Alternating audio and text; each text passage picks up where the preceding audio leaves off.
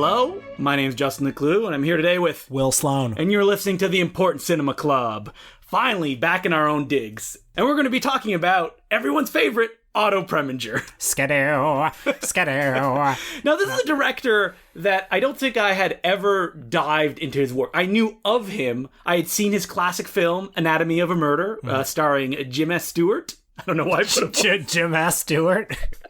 as his fans like to call him. Okay.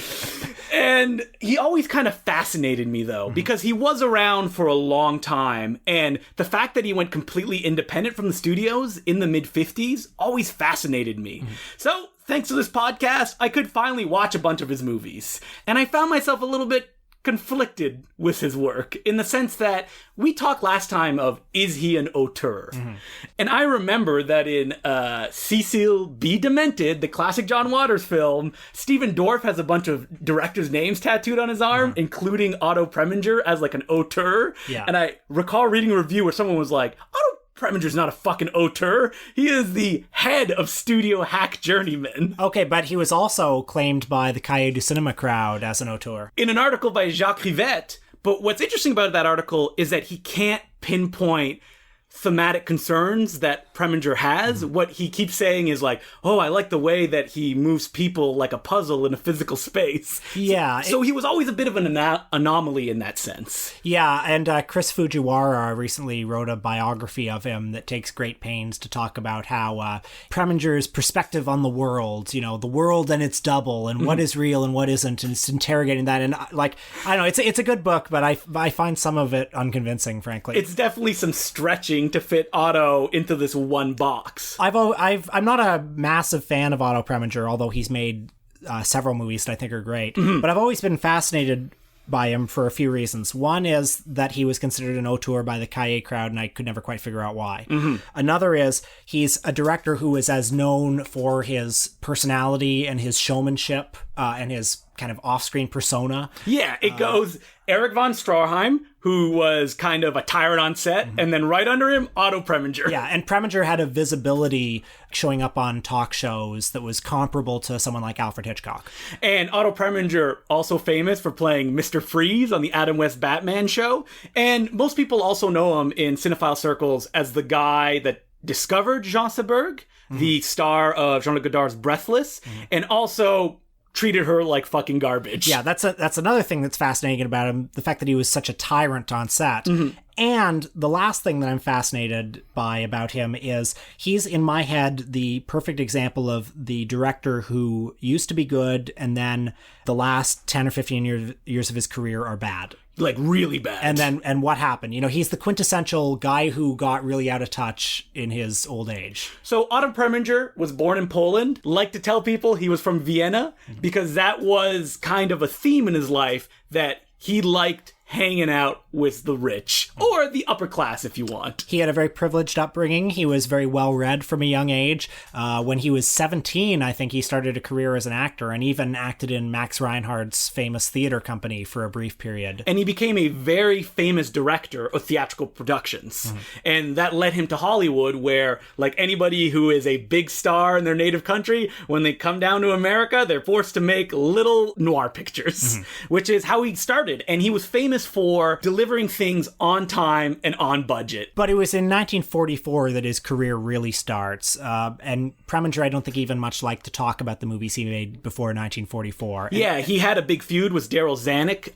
over a film called Kidnap that was an adaptation of the Robert Louis Stevenson novel, which he was fired from. But then he made good, because he kind of became the guy that would take over troubled productions. Yeah, so Daryl Zanuck, the head of Fox, was off working on wartime propaganda films, and Preminger was preparing a film called Laura from 1944, which he wanted to produce and direct. Then Zanuck came, said, you can't direct this movie. We're going to give it to one of our really good directors, Ruben Mamoulian. A really good director, but like Preminger, late in his career, wasn't doing too hot. So Laura, which would become Preminger's most famous movie, probably. Other than Anatomy of a Murder, yeah, I would probably say so. He was nominated for Best Director from it, and it kind of made him the cause célèbre in Tinseltown. So Mamoulian started directing it, was fired after maybe 3 weeks. 3 weeks, and Preminger was parachuted in, reshot all of his scenes. I don't think there's any Mamoulian footage in the movie, and in fact, he so took over it that, there's the big portrait in the movie of Laura,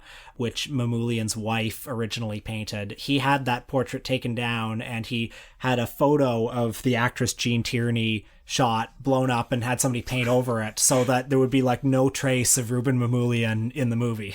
For people that don't know what the plot of Laura is, it's a film noir about a woman that's murdered named Laura, played by Jean Tierney, and the detective, played by Dana Andrews, who's trying to figure out who could have done it. Was it the rich socialite that she liked to hang out with? Was it Vincent Price, being Vincent Price? The rich socialite is Clifton Webb, who is a columnist, what is he, a reviewer? Or just gossip columnist? Columnist. Yeah, he's it's whatever like, what's going on around town? And he's probably gay. I think his character is coded as gay, but even though he's apparently in love with Laura. And we're introduced to him sitting in a marble bathtub with his typewriter like positioned on a bench above him, and he's like pounding away at it. It's interesting that Mamoulian was fired because supposedly the problem that the producers had with the rushes that they saw is that he was directing them very overdramatically, and it was just too over the top. Mm-hmm. So when Otto came in, what he ended up doing was directing it like he directs most of his films, very cold, and you have to make your own decisions about what's going on. He's not a director that likes to use close-ups very much.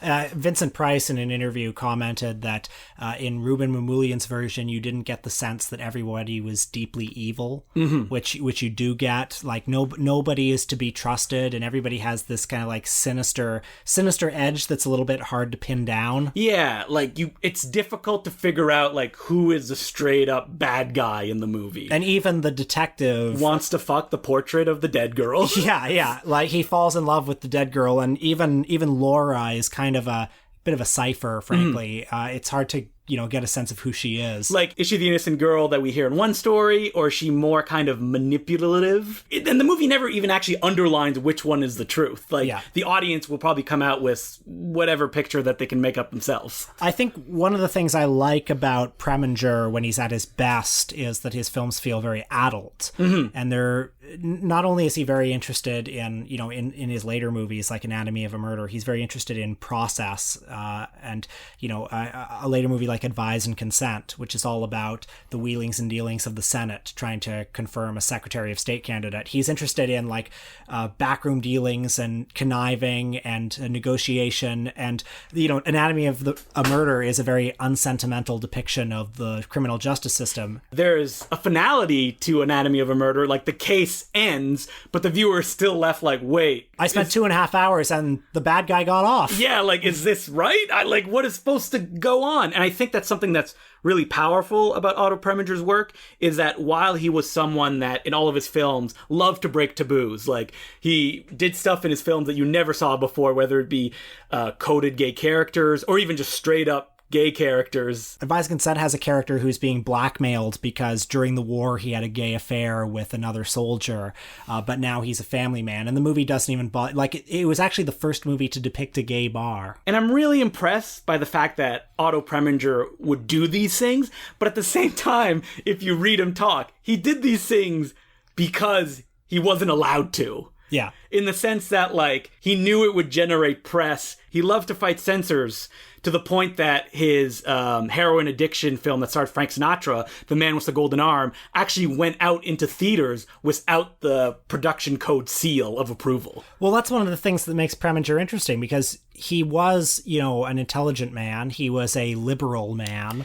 And he was a man who believed in what he did, but he was also a producer and a ballyhoo guy, and you're not quite sure, where does the producer end and the director begin? And his films are all about people having dialogues about difficult things, while on set he was a tyrant that nobody could offer their opinion or any criticism. It was his way or the highway. But getting back to the adult nature of his films trust the audience a lot and trust the audience to be okay with ambiguity. One of my favorite of his films is Daisy Kenyon, which stars Henry Fonda, again Dana Andrews, and Joan Crawford in a love triangle. And it was ostensibly kind of a woman's picture melodrama, where Joan Crawford is married to one man, but in love with another man. Like, nobody is a bad guy in it, and you can kind of understand where everybody's coming from. And the movie ends justly, but there's just a lingering air of, was that a happy ending or a bad one? And also, so much of the movie is about the difficulty of, if you're with somebody who you love, but there's also, you have these feelings for this other person that you sort of love, and how do you reconcile that? Well, I think that's very apparent in the way that Preminger directs his films. Like, that's what Rivette loved about them, is that he uses very wide frames and he lets things play out in them. There's a lot of blocking in the sense that people move around, but he's never telling you, look at this or look at that, or this is the center of attention. He's just letting it play like a theatrical production. Yeah. And by that, and that's not what people are often used to when it comes to a directorial voice. They're used to someone guiding them, which can lead to something feeling not personal, but at the same time, it's very personal. Yeah, like he's a master of the camera. A movie like Laura has, very long takes and very fluid camera movements. So it's not stagey in the way that it's presented. It's not stagey, and the camera is not judgmental, but it's not completely impartial either. Like, the camera is curious, the camera is roving, but it's not forcing a judgment on anything. And Andrew Sarris, in his book The American Cinema, pointed out that one of Preminger's visual trademarks is to have...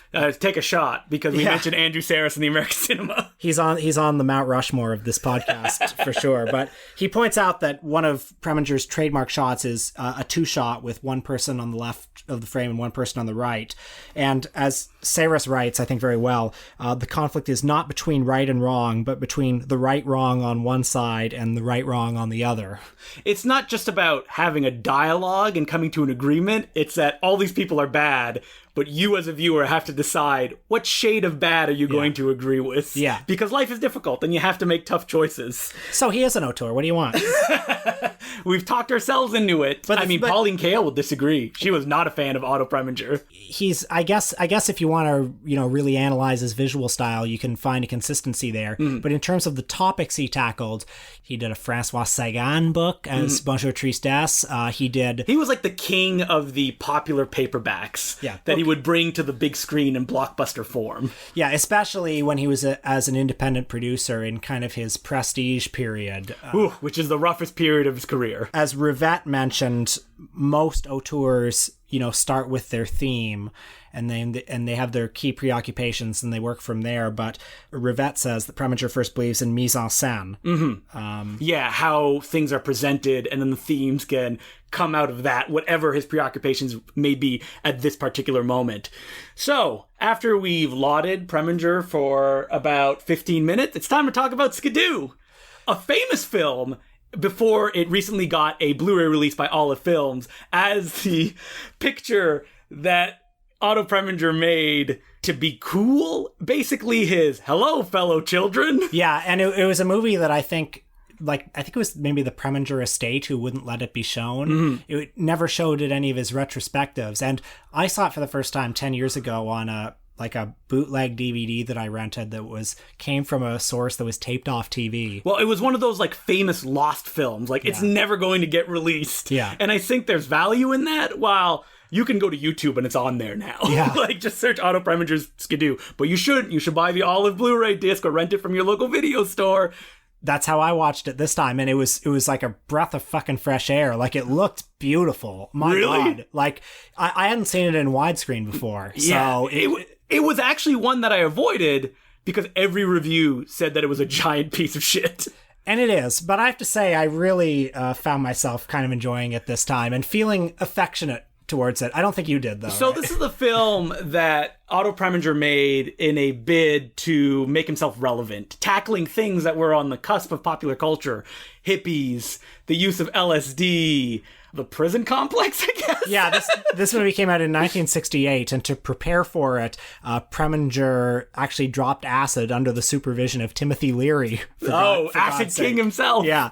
Who also appears in the trailer of the film, saying that, modern audiences could probably groove to this picture. They had a an interesting way to sell this movie, because Timothy Leary's in the trailer and he says something like, here's a movie you can bring your parents to get them turned on. You'll see the older generation getting turned on. And that seems to me like a desperate attempt to sell this film, which no kid would want to see. But this is a film that only exists for the greatest generation, the people who like lived through World War II, because it's packed with actors that they would know. You have like Jackie Gleason, Carol Channing, Frankie Avalon. Frankie Avalon's there for the kids. Mickey Rooney. 3 Batman villains, Cesar Romero, Burgess Meredith, and Frank Gorshin. I guess that Otto made friends on the set of Batman, even though he did not make friends with Adam West, who thought he was a giant bully. And so all of these people, including Mickey Rooney, at that phase of his career where he looked kind of normal, before he became the Mickey Rooney me and Will know, and that after the Mickey Rooney as a child. Yeah, so he's just kind of middle-aged Mickey Rooney. Yeah, exactly. But, of course, you've forgotten the key cast member in the film, who was... I was just saving it for you. Groucho Marx in his final screen role. That they fucking grabbed out of the coffin he was laying in, forced him to paint that grease paint mustache. Because for years, Groucho had just, like, grown his own mustache, but Preminger insisted that he put on that grease paint mustache again. What did Preminger have on Groucho that forced him to make this movie? Groucho looks terrible in this film, and he's old. He's 77, so he's not the same Groucho. You know what it reminded me of was those like Three Stooges color shorts that we watched when we did a Three Stooges episode, where like Groucho is doing like Z level like Marx Brothers bits by himself. Yeah. And it's kind of sad, like him pretending to not be able to hit an 8-ball while playing pool. And apparently Preminger was very mean to him on the set. And there's a story from the making of this film where Carol Channing said to Groucho, God, Otto is so energetic. Somebody should shoot Otto shooting this film. And Groucho said, somebody should just shoot Otto. Well, I think that energy doesn't really translate to Skidoo, because it is a ploddingly paced film. So here's what the film is about. Jackie Gleason stars as a gangster who's settled down to a life as a family man with his wife, Carol Channing, and his daughter is dating a hippie. But he gets called in by Cesar Romero and Frankie Avalon for one last job at the order of the mobster, the king of the mob, Groucho Marx, playing a character named God. I gotta point out that this plot doesn't really come up until 15 minutes into the film, because we watch a television screen with sub-cracked magazine bits that play for like 10 minutes that open the picture. And I was like, oh my god, is this what it's gonna be the entire time? So the mission that Jackie Gleason has to do, and Groucho Marx gets him to do this by kidnapping his daughter. Jackie Gleason has to infiltrate Alcatraz as a prisoner and kill another prisoner, played by Mickey Rooney, who is going to testify against God at the Senate committee hearing or whatever. Otto Preminger and his love for processes. and from that point on, the plot stops mattering that much. There is a point when Jackie Gleason's cellmate, played by Austin Pendleton, who's a draft dodger, Austin Pendleton, all of his envelopes are laced with LSD. So when Jackie Gleason tries to seal an envelope, he goes on an acid trip. Pretty unpleasant one, I have to say. And it's one of, put it in the pantheon of horrible attempts to simulate an acid trip in film. This is a film made by a grandpa for other grandpas about how kids are. Oh, and I guess the other subplot is that Carol Channing befriends daughter's fiancé and all of his hippie friends, and she gets really into the hippie lifestyle. I think this movie has one funny scene. What is that scene? It's when she goes over to Frankie Avalon's house. Where it's classic slamming door comedy where like characters are coming in, other characters are hiding. Yeah. Yeah, you know what? That scene is amusing. Carol Channing is funny. Yeah. So, and that scene just lets her go. Jackie Gleason as a sweaty mafia hitman trapped in prison for 80 minutes of this movie. Not that funny. Yeah. This is a film that's 108 minutes. No comedy should be that long. I was entertained throughout. But I think that you have a kind of affinity for these actors that me personally, I don't have. You're right. I like most of the people. Because I was like, Jackie Gleason, what has he been in? Oh yeah, The Honeymooners. Yeah. I like most of the people in it. I like the spirit of the film in a way because, and you're probably going to disagree with me on this, but like I see Otto doing this and trying to reach out to the youth market, and I almost want to be like, pat him on the head. Yeah, you can just feel the flop sweat with every frame. It's nice that you're trying to do this. It's nice that you're trying to understand the kids. Like, at this time, the French New Wave was just kind of hitting stride, and people like Louis Malle was making the Zazie, that, like, Zucker Brothers style film, and then Otto was probably like, well, I can do that too, and then he makes this. This is a movie where Harry Nilsson sings the end credits. Yes. Every single end credit he sings. I was a little bit disappointed. I thought there was going to be no on-screen credits, and it was just going to be him singing them. Nah, they're on there in, like, goofy animated stuff.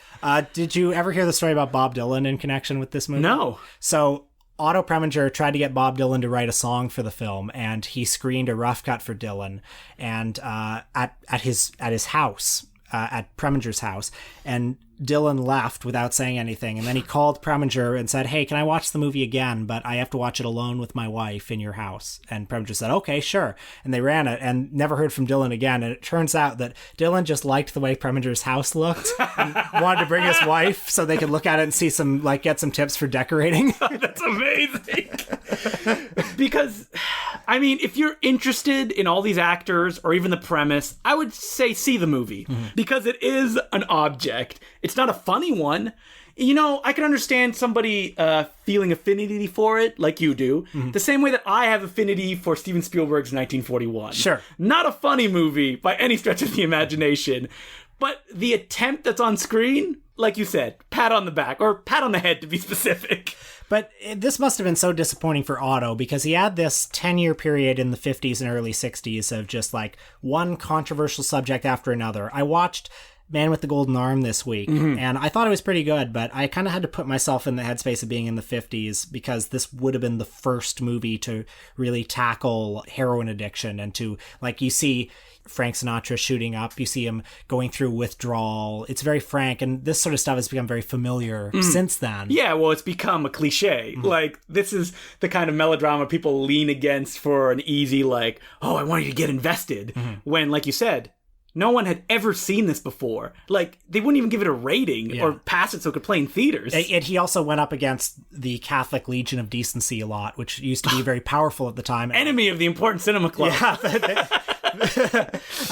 He made a movie called The Moon is Blue, which had the word virgin and it had the word pregnant in it. It got a condemned seal from the Catholic Legion of Decency. And Anatomy of a Murder, because it's at a trial that involves rape, it has people talking about sexual climax, sperm. The one change he made to get a production code seal was to change the word from penetration to violation.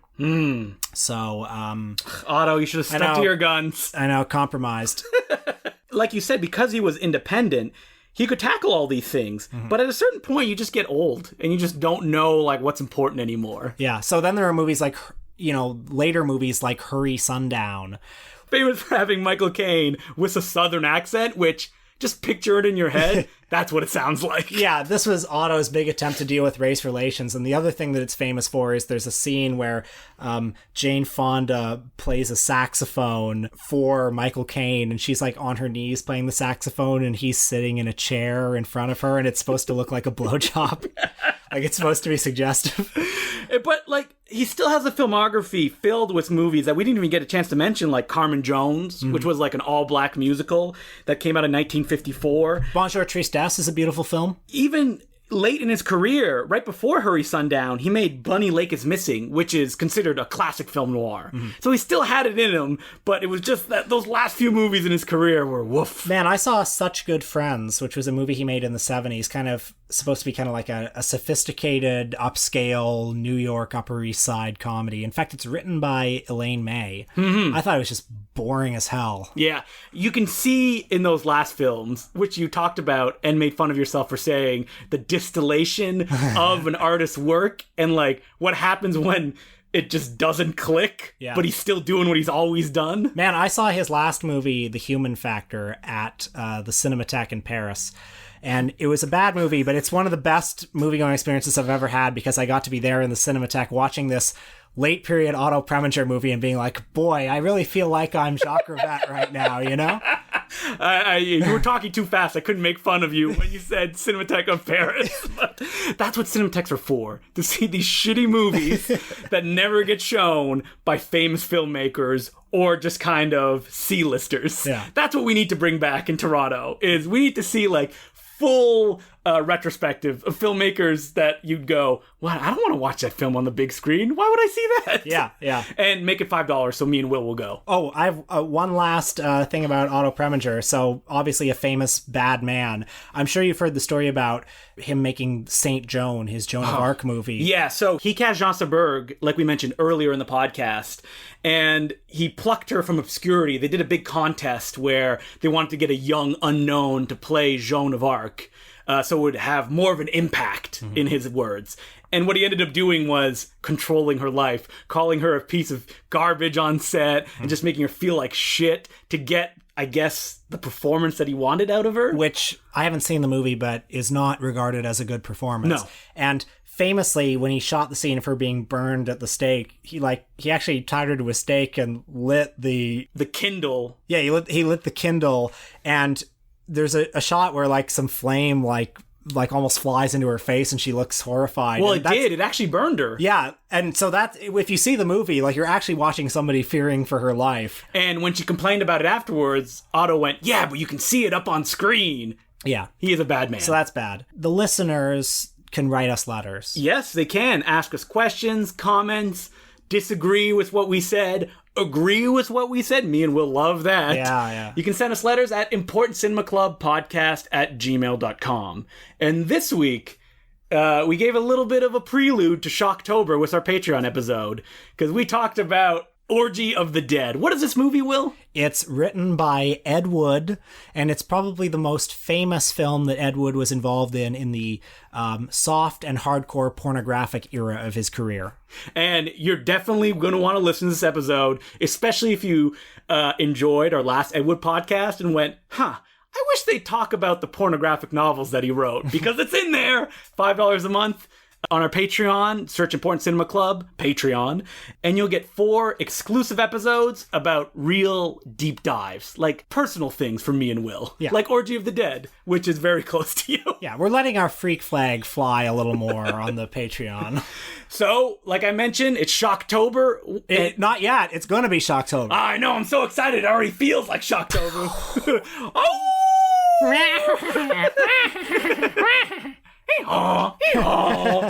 Next week, we're going to be doing a special episode where something that I used to like to do when I wasn't an old man like I am now was have a horror film festival when October would roll around.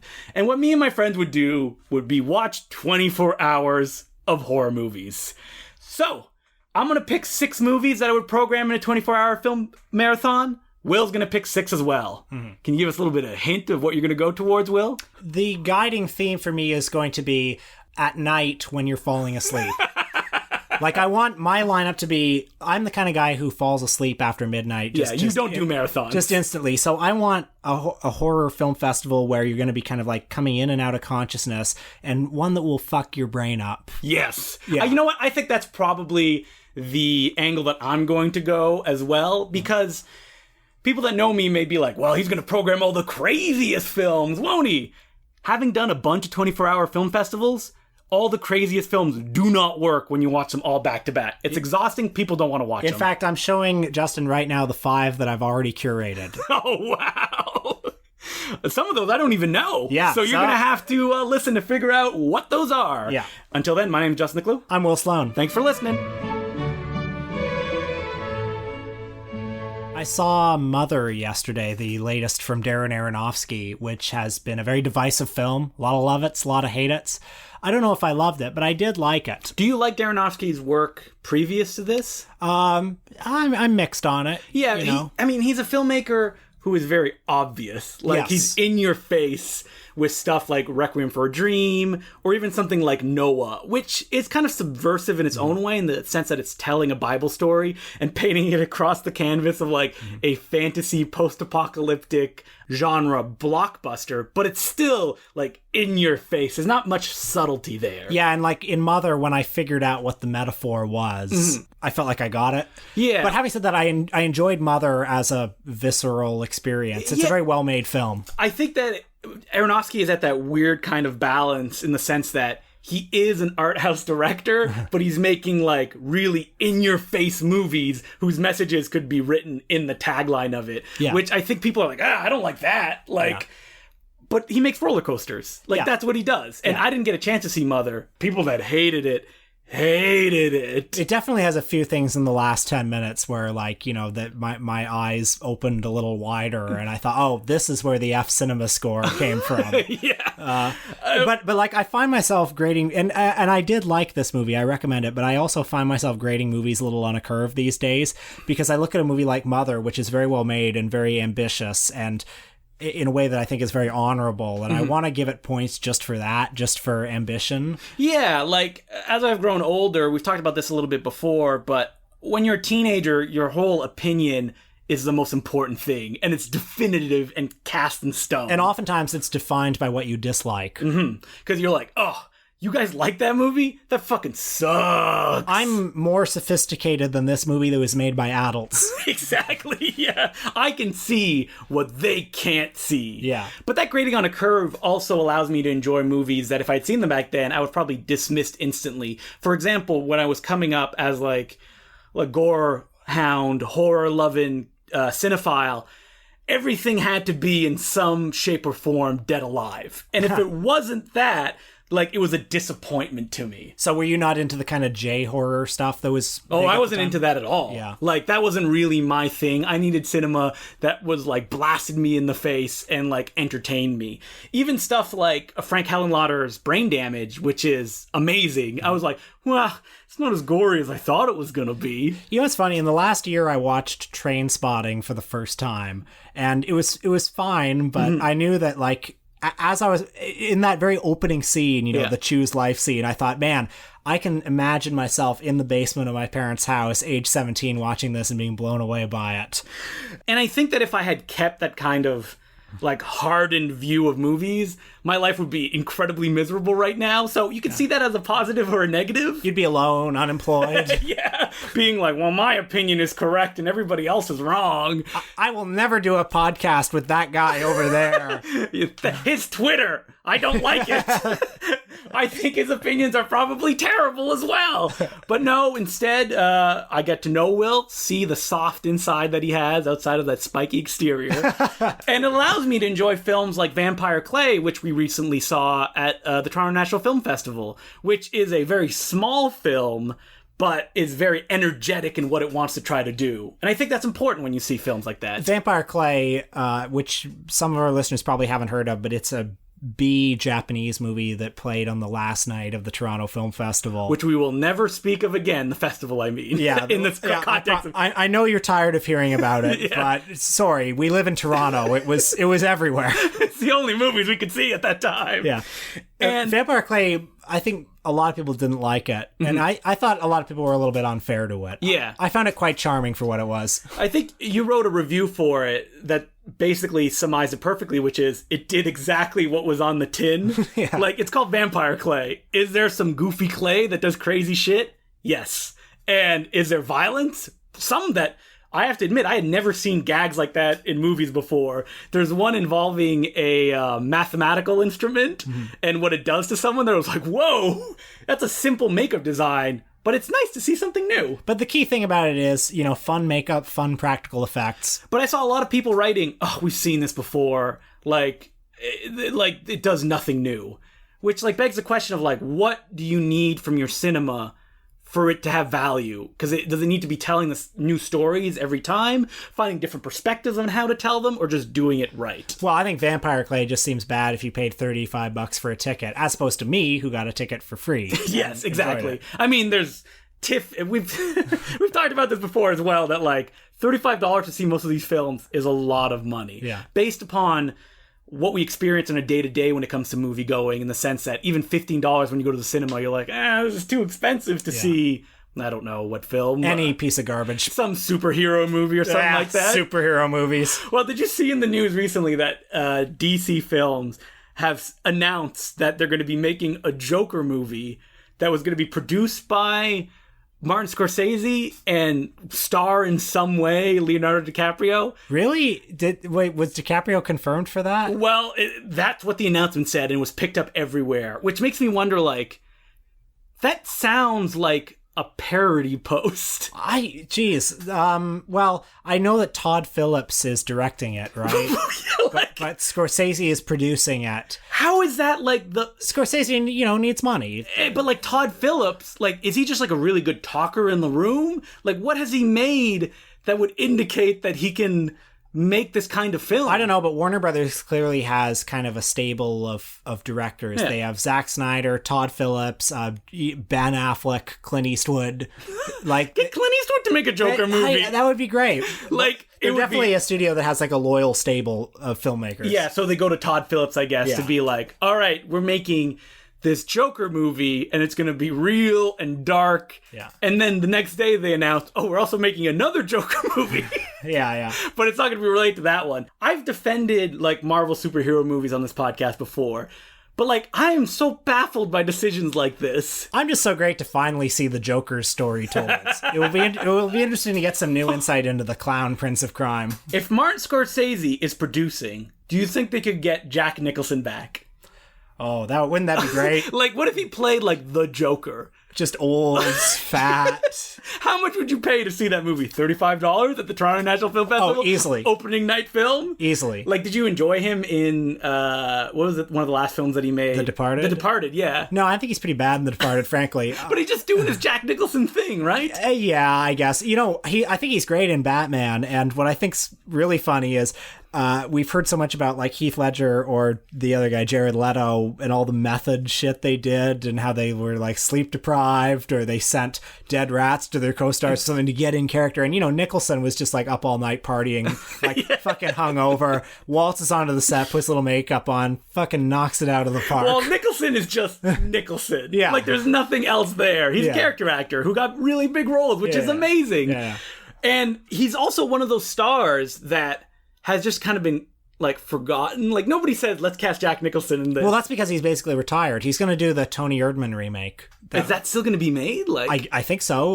Because when that movie didn't even get nominated for an Oscar, people were like, oh, yeah. And they just got to stop talking. But it got optioned for a remake with Jack Nicholson and Kristen Wiig, and it was announced as Jack Nicholson's return after 10 years or however long it's been since he last made a movie. So, is he still around? Like, you would know this more than I would, as far as like being photographed at basketball games. He was at Kobe Bryant's last game. Was he? Yeah, and I think he presented at the Oscars maybe 2 or 3 years ago. Well, they always cut to him in the sunglasses, kind of like sleeping, I assume. He looks very unhappy. Well, there's that famous article that came out.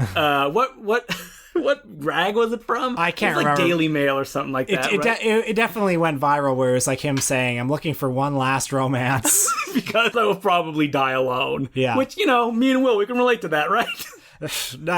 We're gonna die together. Arm in arm, recording a podcast, probably at that point about Todd Phillips, I assume. The last episode of this podcast, you're going to hear a gunshot and then 30 minutes of dead air. It'll be like a Penn and Teller, are dead? The movie, Penn and Teller Are Dead? Where did they kill themselves in that that's movie? how it ends. Oh, you haven't seen that ending? It ends. No, I have not seen Penn and Teller Are Dead. I'm very surprised you didn't want to see the final film from the director of Bonnie and Clyde. Where Penn and Teller kill each other, and the gag is the cop comes in, goes, oh my god, and then kills themselves, and then everybody who finds their body commits suicide until it pulls back to like the earth, and you just hear gunshots and everybody dies. Oh, that's really funny.